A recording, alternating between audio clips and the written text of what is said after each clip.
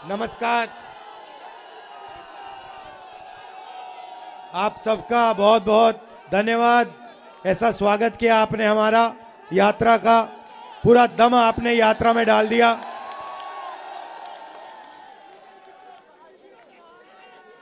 एक साल पहले हमने यात्रा शुरू की कन्याकुमारी से कश्मीर तक,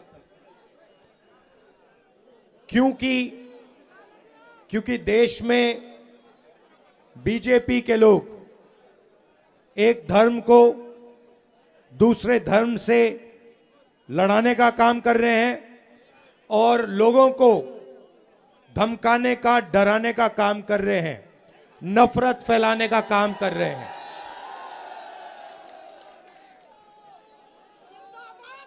मैं आपसे पूछता हूं,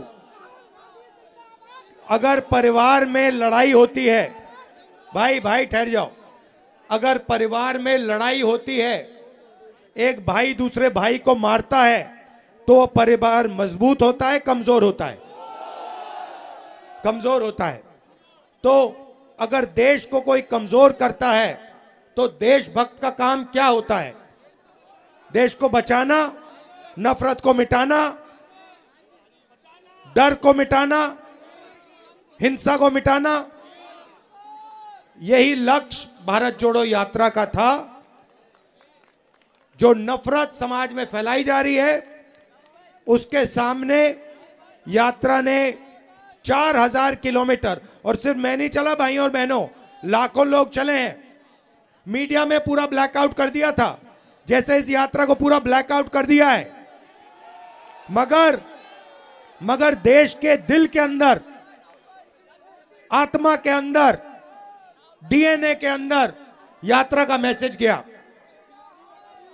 मोहब्बत का मैसेज गया, नफरत के खिलाफ मैसेज गया, और इससे देश मजबूत हुआ। जैसे ऐसी भीड़ है, वैसे ही यात्रा में मैं चल रहा था, भीड़ थी। एक व्यक्ति को मैंने देखा, उधर से आने की कोशिश कर रहा था, पुलिस वालों ने उसको मारा, गायब हो गया। फिर वो दूसरी साइड से आया, फिर पुलिस वाले जो रूट को बनाते हैं उन्होंने मारा उसको, फिर गायब हो गया। तीसरी बार मैंने उसको यहां देखा, पुलिस वालों को धकेल के, अकेला 10-15 पुलिस वालों को धकेल के मेरे सामने खड़ा हो गया पिछली यात्रा में, और कहता है सुनो, मेरे सामने आके खड़ा हो जाता है, ऐसे कहता है, मैं जानता हूं तुम क्या कर रहे हो, मैं जानता हूं तुम क्या कर रहे हो। मैंने कहा भाई इसको क्या हो गया? मैंने उसको बुलाया, मैंने कहा इधर आओ, थोड़ा रिलैक्स करो। फिर कहता है मुझे, मैं जानता हूं आप क्या कर रहे हो, आप नफरत के बाजार में मोहब्बत की दुकान खोल रहे हो। मतलब नारा हमने नहीं दिया, नारा भीड़ के दिल में से निकला है, और भीड़ और जनता समझ गई कि भारत जोड़ो यात्रा क्या करने की कोशिश कर रही है, भारत को जोड़ने की कोशिश कर रही है। अब पहली यात्रा में से एक सवाल उठा, और मैंने बहुत सारे लोगों से कहा, पूछा, देश में नफरत फैल रही है, और मैंने पूछा क्यों फैल रही है, इसका कारण क्या है? और मैंने ये सवाल हजारों लोगों से पूछा होगा, भाई नफरत फैलाई जा रही है, हिंसा फैलाई जा रही है, इसका कारण क्या है? नहीं, वोट बैंक नहीं है भाइयों बहनों, आप गलतफहमी में मत रहो, वोट बैंक नहीं है ये। और हिंदुस्तान की जनता ने ये मुझे बताया, किसानों ने, मजदूरों ने, राहुल जी, हिंसा और नफरत का कारण अन्याय है। हिंदुस्तान के सब गरीब लोगों के साथ 24 घंटा इस देश में अन्याय होता है। किसान के खिलाफ अन्याय होता है, छोटे दुकानदार के खिलाफ अन्याय होता है, युवाओं के खिलाफ अन्याय होता है, सड़कों पे माताओं बहनों के खिलाफ अन्याय होता है। हिंसा का कारण, नफरत का कारण अन्याय है। इसीलिए हमने दूसरी भारत जोड़ो यात्रा में भारत जोड़ो न्याय यात्रा शब्द जोड़ दिया, क्योंकि अब ये दूसरी यात्रा भारत को जोड़ने का काम कर रही है। मगर यह दूसरी यात्रा अन्याय के खिलाफ लड़ रही है और न्याय को जनता के सामने लाने की कोशिश कर रही है। अब मैं आपसे एक सवाल पूछना चाहता हूं। यहां पे शांत हो जाएं थोड़ा। यहां पे बहुत सारे लोग हैं। यहां पे हिंदुस्तान में पिछड़े लोगों की कितनी आबादी है?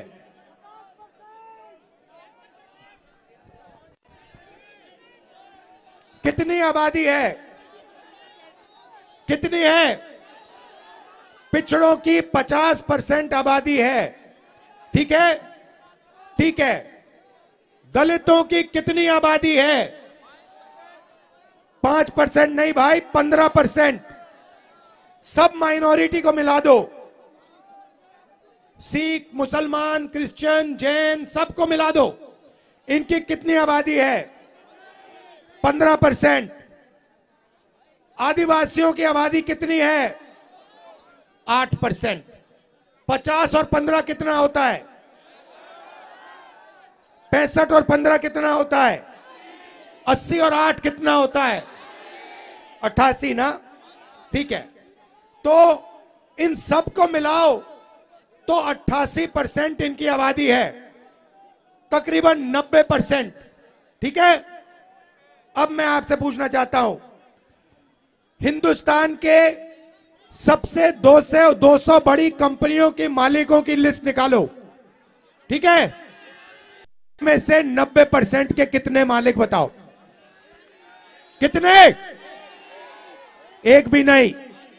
छोड़ो, शायद आप लोग 90% लोग कहते हैं भैया हम हिंदुस्तान की सबसे बड़ी कंपनियों के मालिक नहीं बनना चाहते। तो फिर मैं आपसे पूछूंगा, ठीक है मालिक नहीं बनना चाहते, मालिक बनने का दम नहीं है, तो फिर मैनेजमेंट में आपके लोग कितने हैं? 0। तो प्राइवेट कंपनियों, सबसे बड़ी प्राइवेट कंपनियों में आपका एक आदमी मालिक नहीं, आपकी सीनियर मैनेजमेंट में एक बंदा नहीं। ठीक है, अब आप कहो, पता नहीं शायद कहो कि भैया 90% को प्राइवेट कंपनी में नहीं, कुछ नहीं चाहिए।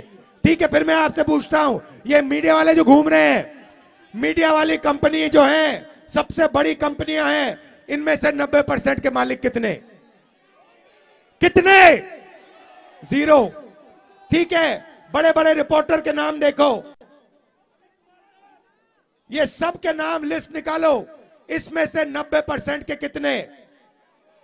कितने? 0। ठीक है, आप कहोगे भैया हमें हिंदुस्तान की सबसे बड़ी कंपनियों में भागीदारी नहीं चाहिए, हमें मीडिया में भी भागीदारी नहीं चाहिए। मैं कहता हूं गलत है, मगर शायद आप लोगों के दिल में यही है।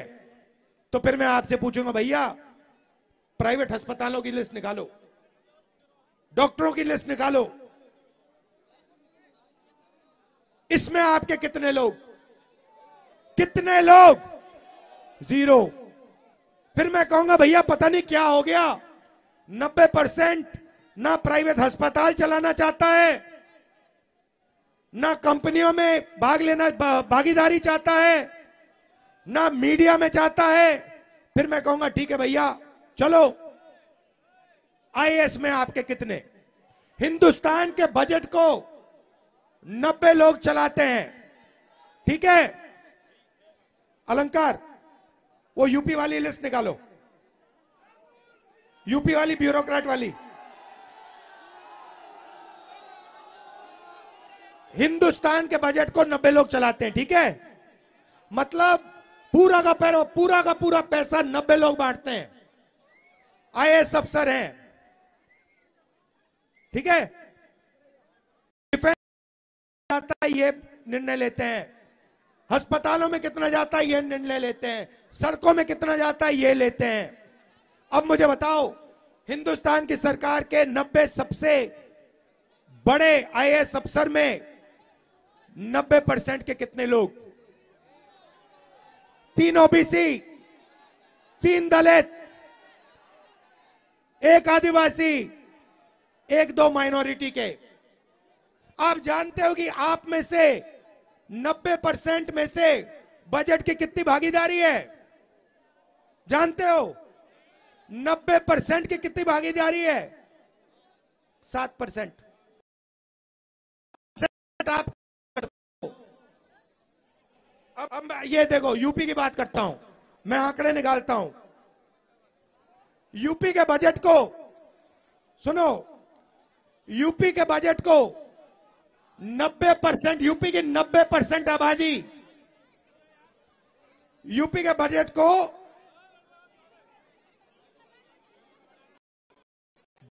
अफसर कंट्रोल करते हैं, ठीक है, 62। अब मैं आपसे पूछता हूं, इन अफसरों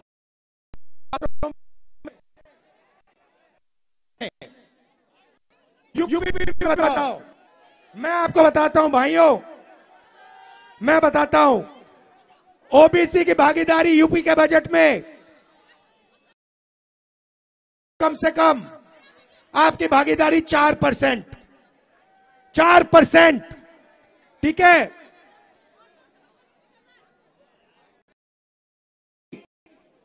6%, भाई आधे अलंकार पकड़ो, मतलब भी भागीदारी नहीं है। अगर आप समझना चाहते हो कि 90% लोग कहां काम करते हैं, ऐसे पिछड़े माइनॉरिटी के लोग कहां काम करते हैं, मैं आपको बताता हूं। इस देश में आपकी जगह मैं आपको बताता हूं। आप मनरेगा की लिस्ट निकालो, उसमें आपको सब पिछड़े दिख जाएंगे, सब दलित दिख जाएंगे, सब आदिवासी दिख जाएंगे, सब माइनॉरिटी दिख जाएंगे। आप कॉन्ट्रैक्ट लेबर की लिस्ट निकालो, शानदार, बिल्कुल शानदार, क्योंकि सच है, सच शानदार होता है। आप कॉन्ट्रैक्ट लेबर की लिस्ट निकालो, आप सफाई कर्मचारियों की लिस्ट निकालो, आप कॉन्ट्रैक्ट लेबर की लिस्ट निकालो, उसको देखो, उसमें आपको मिलेंगे दलित मिलेंगे, आदिवासी मिलेंगे, माइनॉरिटी मिलेंगे, पिछड़े मिलेंगे। यह सच्चाई है हिंदुस्तान की। बहुत बहुत धन्यवाद, क्योंकि मैं सच बोलता हूं। अच्छा, जेलों की लिस्ट निकालो, जेलों की लिस्ट में आपको पिछड़े मिलेंगे, दलित मिलेंगे, आदिवासी मिलेंगे, गरीब मिलेगा। एक अमीर व्यक्ति आपको हिंदुस्तान की जेल में नहीं मिलेगा। 16 लाख करोड़ रुपए नरेंद्र मोदी ने सबसे बड़े अरबपतियों का कर्जा माफ किया। मुझे बताओ, मजदूरों का कितना कर्जा माफ किया, किसानों का कितना माफ किया, बेरोजगारों का कितना माफ किया? 1 रुपया नहीं माफ किया।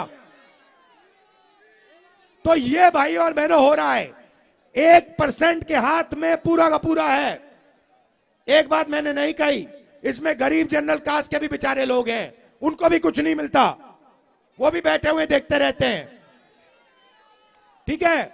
तो हो क्या रहा है, एक तरफ नरेंद्र मोदी जी बैठे हैं, दूसरी तरफ अदानी बैठा है, तीसरी तरफ अमित शाह बैठा है। अब समझना चाहते हो क्या हो रहा है हिंदुस्तान में? समझना चाहते हो? मैं समझाता हूं, मैं बताता हूं। कौन आएगा ऊपर? आ जाओ बेटा, आ जाओ, आ जाओ, आ जाओ, ऊपर आ जाओ।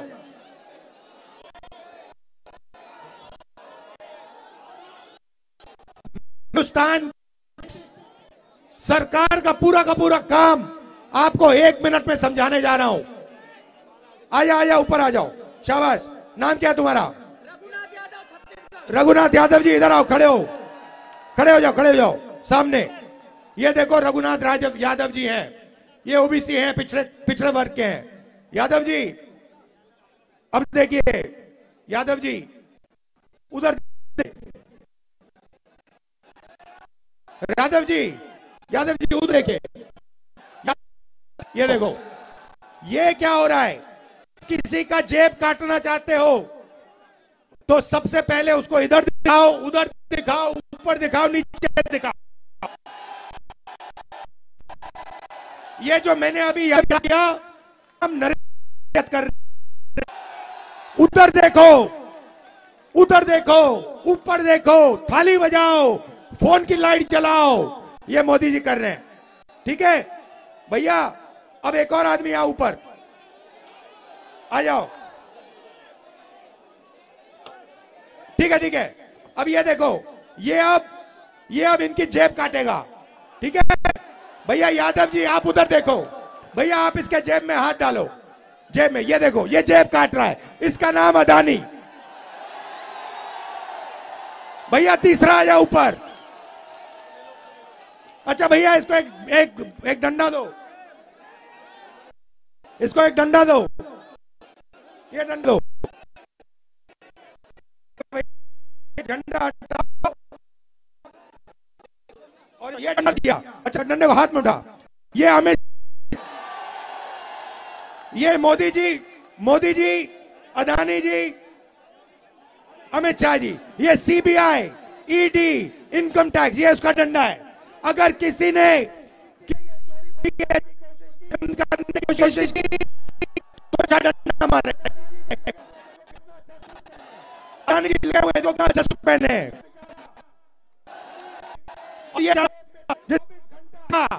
पैसा छीना जा रहा है, पेट्रोल से पैसा छीना जा रहा है, बिना रोजगार नहीं दिया जा रहा, ये काम हो रहा है। भाई और बहनों, आपने हमारी मदद की, गलत तो नहीं किया मैंने। अगर कुछ गलत लगा आपको तो माफी मांगता हूं, मैं बस दिखाना चाह रहा था। आपका बहुत बहुत धन्यवाद। नमस्कार। आ जाइए, यहां बैठ जाइए, यहां बैठ जाइए।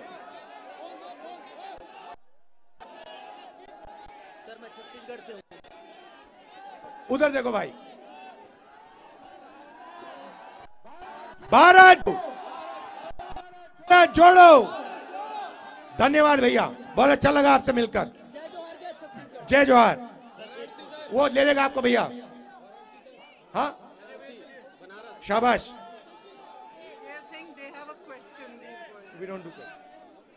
ध्यान से, गिर मत जाना। Thank you. तो ये मैंने आपको दिखाया हिंदुस्तान का सिस्टम। हिंदुस्तान के गरीब लोग, पिछड़े लोग, दलित लोग, आदिवासी लोग, माइनॉरिटी के लोग, उनका जेब काटा जा रहा है।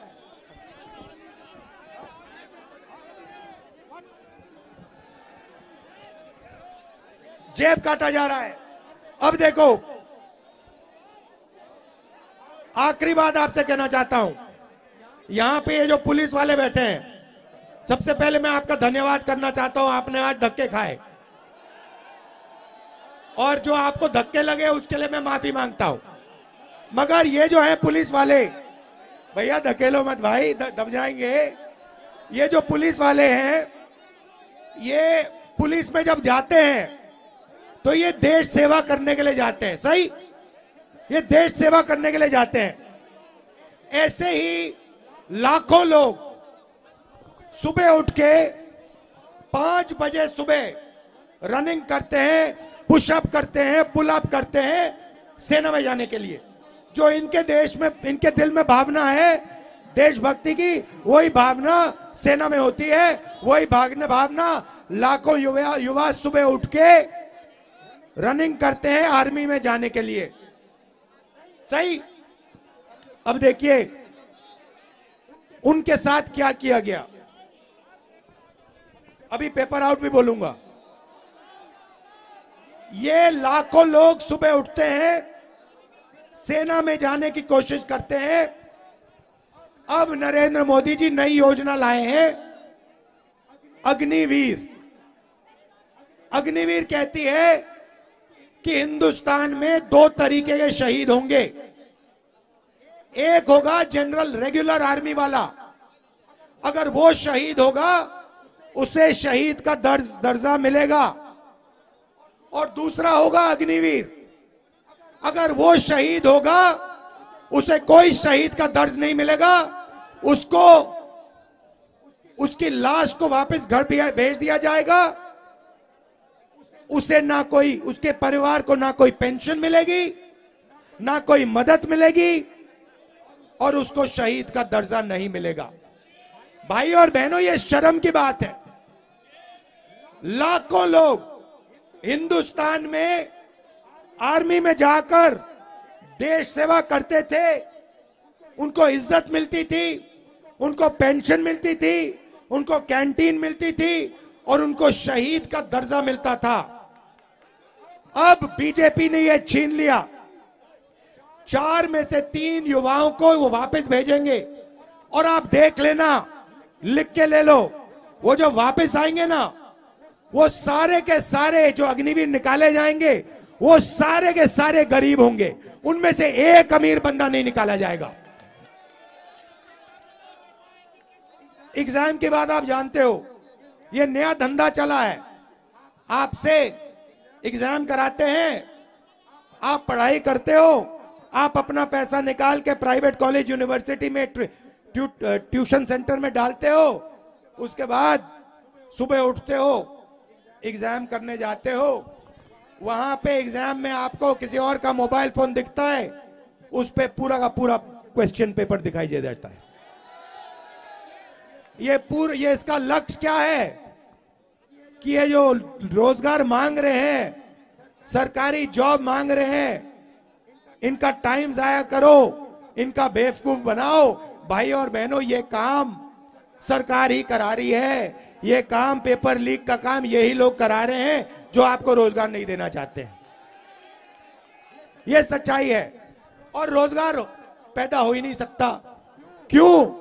क्योंकि अदानी जी को पूरा का पूरा दे दिया और ये जो छोटे व्यापारी हैं, जो छोटे बिजनेस चलाते हैं, हैंडीक्राफ्ट के लोग हैं, ब्रास वाले लोग हैं, ये जो लोग हैं, इनको बर्बाद कर दिया। जीएसटी से, नोटबंदी से इनको खत्म कर दिया। आजकल क्या हो रहा है, चाइना का माल यहां आ रहा है।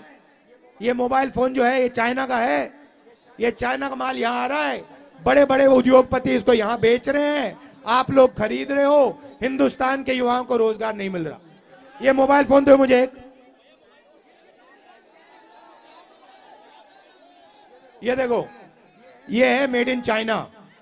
मैं चाहता हूं इससे चाइना के युवाओं को फायदा होता है और इससे अदानी जैसे अरबपतियों को फायदा होता है। चाइना का माल यहां बेचते हैं।